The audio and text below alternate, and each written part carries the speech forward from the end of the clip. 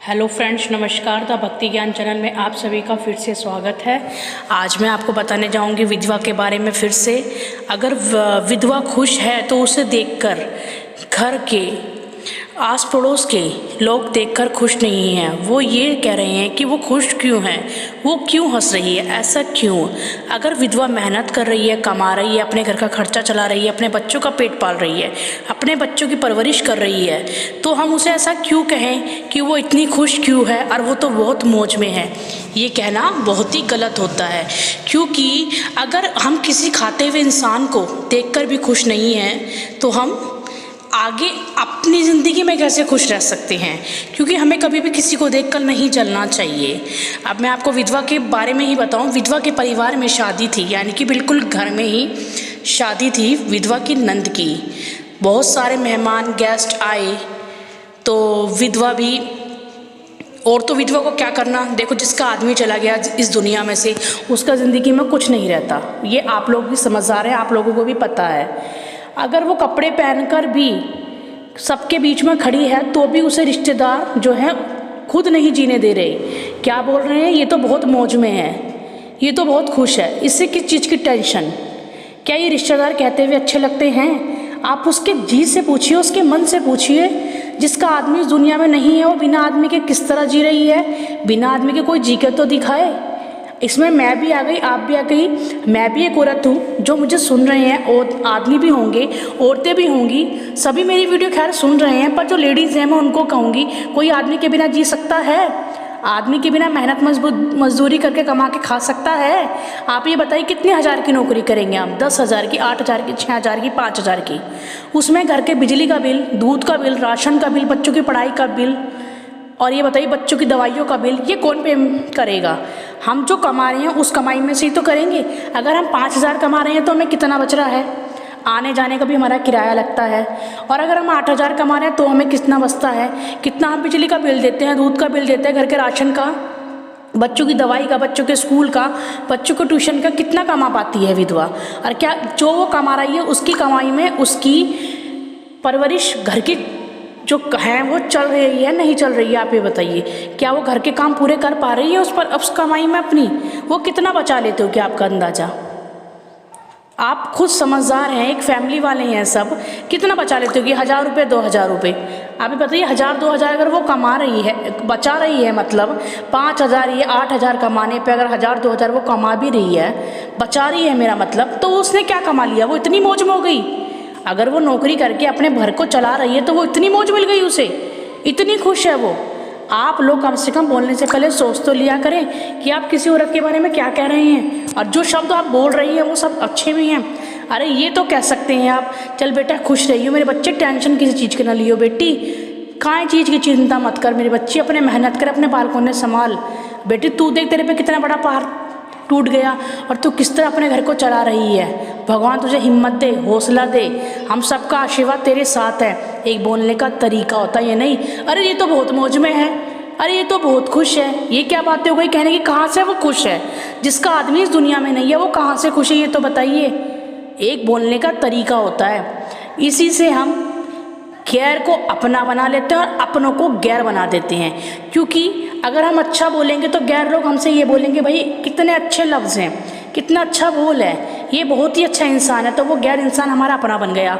अगर हम गंदे और ऐसे वर्ड बोलेंगे जिनका कोई मतलब ही नहीं है तो हमारे अपने भी हमसे टूट जाएंगे या रूठ जाएंगे। क्या बोलेंगे? इसको बोलने की अकल भी नहीं है, इसने क्या बोला मेरे बारे में कि मैं बहुत खुश हूँ। अरे भगवान ना करे विधवा के मुंह से तो ऐसी ही बद्दुआ निकलेगी। आप लोग बुरा ना मानना, जो हाल मेरा है वो हाल तेरा भी हो। जो मौज मैं ले रही हूँ वो मौज तू भी ले। अरे मैं जैसी मौज ले रही हूँ, भगवान करे कोई दुश्मन भी ऐसी मौज ना ले, बिन आदमी की कोई ज़िंदगी काटे ही ना। पर जब कोई विधवा को इतना लाचार कर देता है बोलने के लिए, तो भाई जब उसका दिल दुखता है तो उसके मुंह से निकल भी सकती है ऐसे कि भाई तेरा हाल भी यही हो जाए, तू जी तेरे पर पीतेगी जब तुझे पता चलेगा भाई जो मेरा हाल हो रहा है, जो मैं इतनी खुश हूँ और मौज में हूँ, कि तू भी रहेगी आगे मौज में और खुश या नहीं। इसलिए ऐसे शब्द ना बोलें जो सामने वाले का दिल टूटे, क्योंकि वो पहले से ही टूटी हुई है, उससे आप और तोड़ देंगे अपनी बातों से, तो उसको कितना दुख होगा। और ऊपर बैठा भगवान वो भी देख रहा है और सुन भी रहा है। सिर्फ वो वहाँ से नहीं बोल रहा कि तुमने इसको गलत क्यों बोला, सिर्फ सही और गलत जो हम कर रहे हैं उसका लेखा हो रहा है ऊपर उसके खाते में, ठीक है। इसलिए जो भी बोले सामने वाले के लिए सोच समझ कर बोले।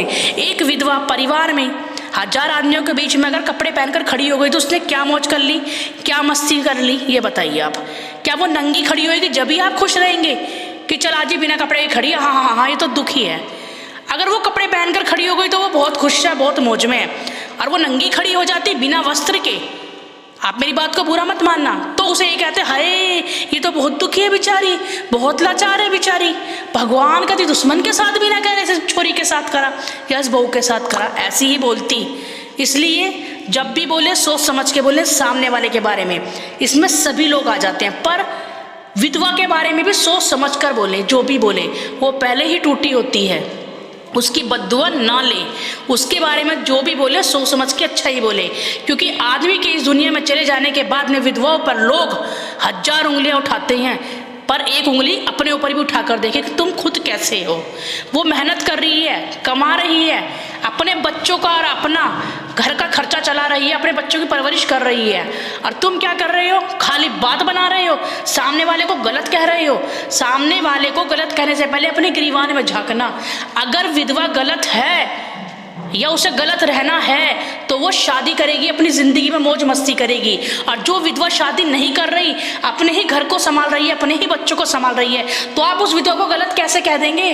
क्योंकि उसने अपने जिस आदमी से प्यार किया था, जिसके साथ उसने 7 फेरे लिए थे, वो ही उसका जिंदगी भर आदमी रहेगा, चाहे वो जिंदा है या वो मर गया। ये होते हैं 7 फेरों के वचन, समझे। कहने को तो ये भी आता है कि 7 फेरों में 7 साल तक 7 उम्र तुम मेरे साथ ही हो। अगर आदमी दुनिया में नहीं है तो औरत वही है। अगर अपने आदमी की मृत्यु के बाद में वो अपने आदमी की ही बनकर अपनी ज़िंदगी काट दे, जब तक वो जिंदा है इस दुनिया में, औरत जीते जी अपने आदमी को ही अपना आदमी समझे। अगर वो जिंदगी दुनिया में नहीं है तब भी वो उसी की याद में अपनी ज़िंदगी काट दे, या जब तक जिए अपने आदमी को ही याद करे और जिए। तब भी विधवा औरत ऐसा कर रही है, अपने आदमी के सारे उसकी यादों के सारे जीना चाह रही है, तो उस पर उंगली बिल्कुल भी ना उठाएं। अगर उस पर उंगली उठाते हैं तो सबसे पहले अपने चरित्र पर खुद उंगली उठाएं कि तुमने सामने वाले पर गलत उंगली उठाई है। वो बहुत शरीफ इंसान है या महिला है या औरत है या विधवा है, शरीफ इंसान पर कभी भी उंगली नहीं उठानी चाहिए, खास तौर से विधवा पर। जो भी बोले सोच समझ के बोले, अपने मुंह से गलत शब्दों का इस्तेमाल बिल्कुल ना करें।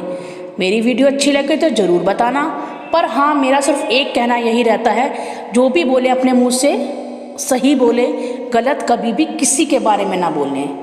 जो आज हम बोल रहे हैं वो हमें काटना भी है, जैसी करनी वैसी भरनी, जैसा करेंगे वैसा भरेंगे। इसलिए अच्छा करें जो अच्छा फल हमें मिले, ना किसी का दिल दुखाएं, ना कोई हमारा दिल दुखाए। अगली वीडियो में फिर बात करूंगी। मेरी वीडियो सुनने के लिए थैंक यू सो मच।